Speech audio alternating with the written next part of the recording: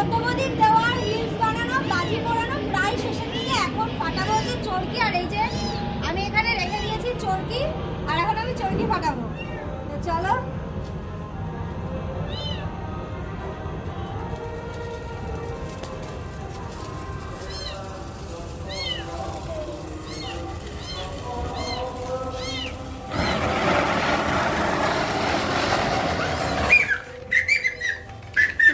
ভাই এখনো ঘুরে আছে, দেখ এখনো কন্টিনিউ ঘুরে আছে, দেখ।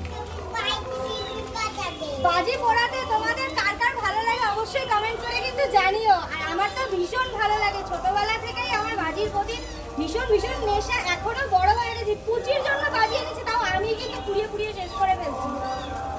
তো তোমরা কারা কারা দিওয়ালিতে বাজি পোড়ালে অবশ্যই কমেন্ট করে জানিও। আর সবাই দিওয়ালি খুব খুব খুব ভালো কাটাও, আর প্রচুর আনন্দ করো। ঠাকুরে যাও, প্যান্ডেল মানে ঠাকুর দেখতে যাও, প্যান্ডেল দেখো, প্রচুর আনন্দ করো, প্রচুর খাওয়া দাওয়া করো।